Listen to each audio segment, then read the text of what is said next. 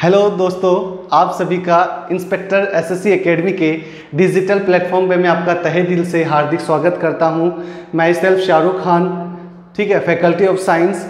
हम देख रहे हैं कि हमारी एक सीरीज़ चल रही है एंडोक्राइन सिस्टम की, अंतःस्रावी ग्रंथियों की सीरीज़ चल रही है, जिसमें हम हार्मोन्स के बारे में पढ़ रहे हैं, उनसे होने वाले रोग पढ़ रहे हैं कि कमी होगी तो क्या होगा, अधिकता होगी तो क्या होगा। हमने अब तक 4 वीडियो पढ़ चुके हैं। ये इसका पार्ट नंबर 5 है, थाइमस ग्रंथि, क्योंकि पहला वीडियो जो था वो टेस्टिस ग्लैंड पे था, वृषण ग्रंथि पे था, दूसरा जो था वो अंडाशय पे था, तीसरा जो था वो अग्नाशय पे था, और फोर्थ जो पार्ट था वो था एडिनल ग्रंथि।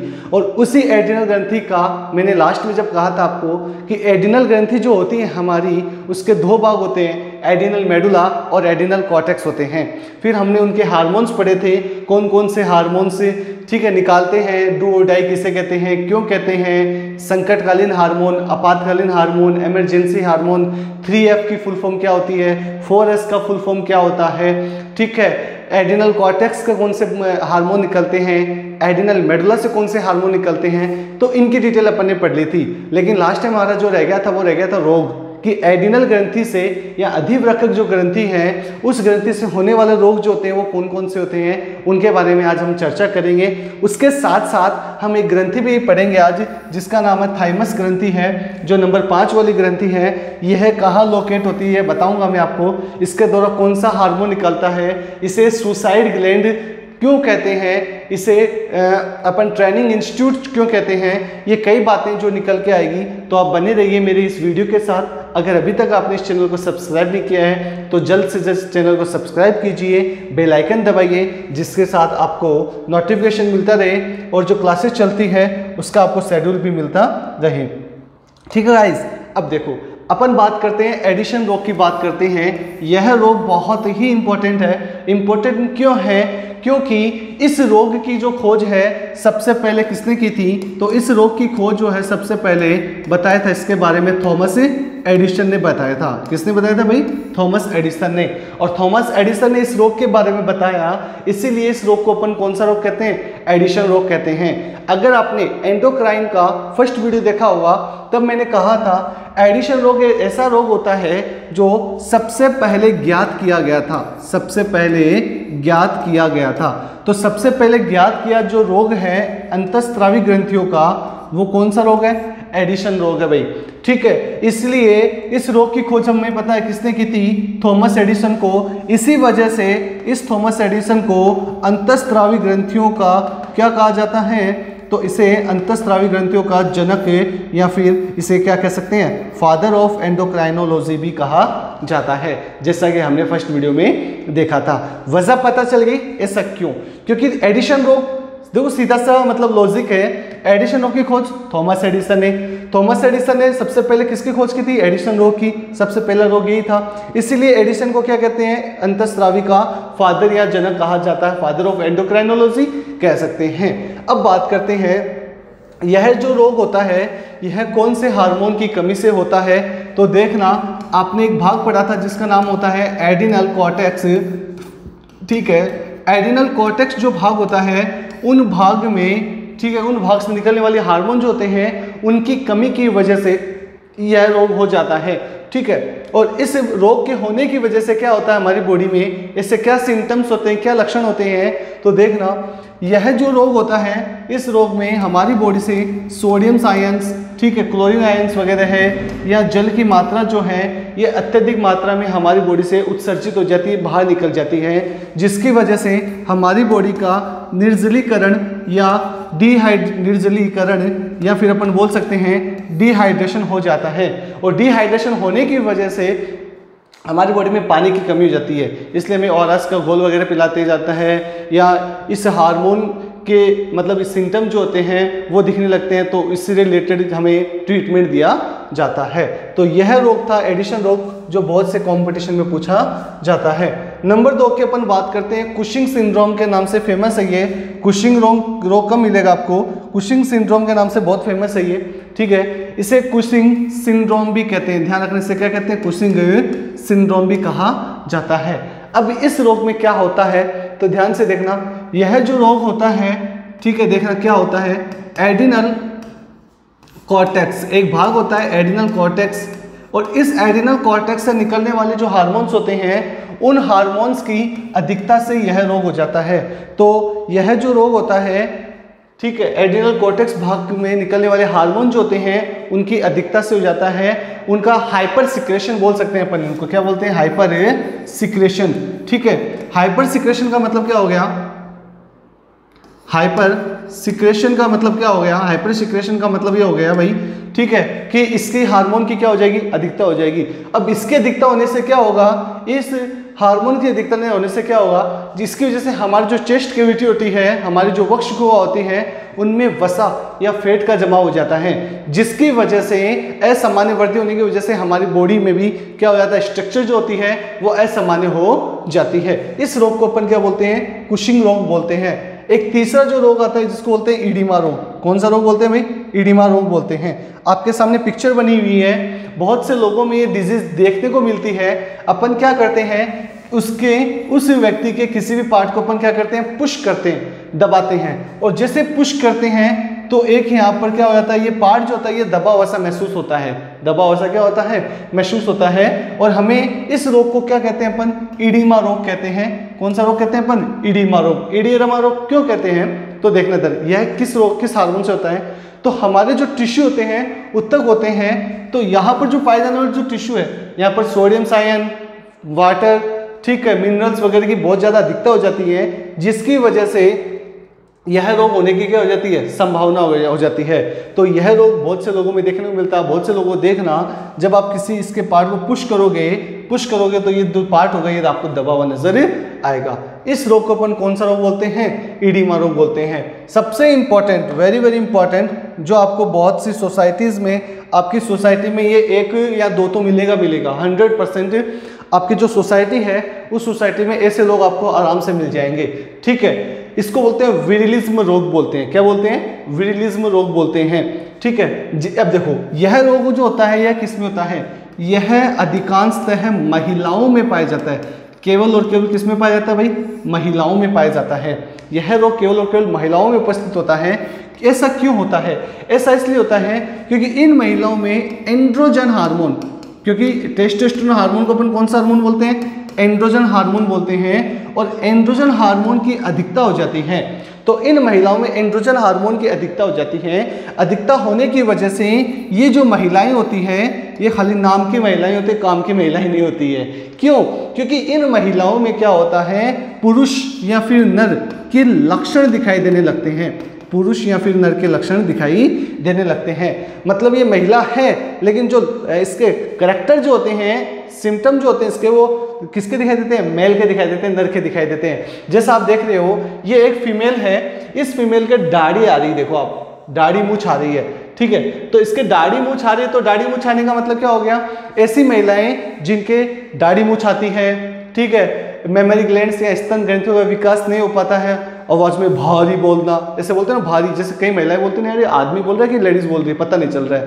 तो यह जो रोग होता है इस रोग को बोलते हैं विरिलिज्म रोग बोलते हैं। तो यह महिलाओं में होता है, खासकर कौन से हार्मोन के कारण, एंड्रोजन हार्मोन की अधिकता के कारण होता है ना। आपने पढ़ा था एंड्रोजन हार्मोन, ठीक है, एड्रिनल कॉर्टेक्स भाग से निकलता है, इसको प्रेरित करता है ये। और ये जो महिलाएं होती है ये नर के समान लक्षण दिखाई देने लगते हैं, जैसे दाढ़ी वगैरह आ जाती है, मूंछ आ जाती है, आवाज़ एकदम भारी हो जाती है, हैवी हो जाती है, ये सारे रीज़न हो जाते हैं। और ऐसा आपको बहुत सी महिलाओं में देखने को मिलता है। आप देखते होंगे आपकी सोसाइटी में एक दो महिलाएं ऐसी होती है जो पुरुषों की भांति व्यवहार करती है, चाल चलने में, ठीक है, बोलने में, रहन सहन में। कई लड़की होती है वो बोलती है मेरा नाम तो जैसे सपोज दैट लड़कों का जैसा नाम रखते हैं, ठीक है, कटिंग भी लड़कों की जैसे। तो ये उन महिलाओं में रोग हो जाता है, ये हार्मोन की वजह से होता है। इसी प्रकार से ऐसा रोग आपको खासकर पब्लिक प्लेस पे देखने को मिल जाएगा जिसको बोलते हैं गायनेकोमास्टिया या गायनेकोमास्टिया बोलते हैं इसको, या गायनेकोमास्टिया रोग बोलते हैं। इस रोग में क्या होता है, यह रोग जो होता है अधिकांशतः पुरुष या फिर नर में पाया जाता है। किस में पाया जाता है भाई, नर में पाया जाता है, पहली बात। दूसरी बात, किस हार्मोन की वजह से, तो एक हार्मोन होता है जिसका नाम होता है एस्ट्रोजन हार्मोन, ठीक है, जो केवल महिलाओं में पाया जाता है। अगर यह हार्मोन पुरुष में ज़्यादा हो गया, तो एस्ट्रोजन हार्मोन पुरुषों में ज़्यादा हो गया, तो ये जो नर होगा ये किसी महिला के समान व्यवहार करेगा। किसके समान व्यवहार करेगा? महिला के समान व्यवहार करना शुरू कर देगा भाई, व्यवहार करना शुरू कर देगा महिला के समान।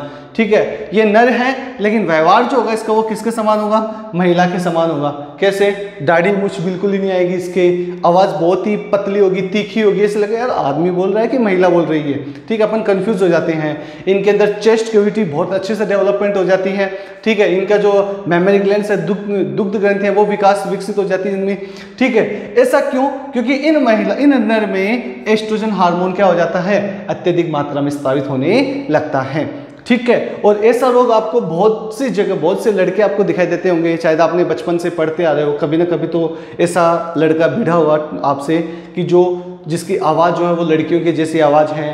ठीक है, जिसके दाढ़ी मूछ ही नहीं है। ठीक है, और चलने में भी ऐसा लगता है यार लड़की चल रही है। ठीक है, लड़का लेकिन चाल चलन में कैसा है? लड़कियों के जैसा है। ऐसे रोग को अपन क्या बोलते हैं? गायनेस्टोमेस्टिया रोग बोलते हैं। तो ये रोग थे हमारे कौन से? एड्रिनल ग्रंथि से होने वाले रोग। ठीक है, जिसमें अपन एक एडिशन रोग, कुशिंग रोग, एडिमा रोग, ठीक है, विजलिज्म डिजीज, ठीक है, गायनेकोमेस्टिया डिजीज, ये सारी चीज़ अपने पढ़ चुके हैं। हमारी नेक्स्ट जो ग्रंथि है ये भी इंपॉर्टेंट ग्रंथि होती है, जिसको कहा जाता है अपन थाइमस ग्रंथि के नाम से जानते हैं। इसको कौन सी ग्रंथि कहते हैं भाई? थाइमस ग्रंथि कहते हैं। तो देखना थाइमस ग्रंथि क्या होती है।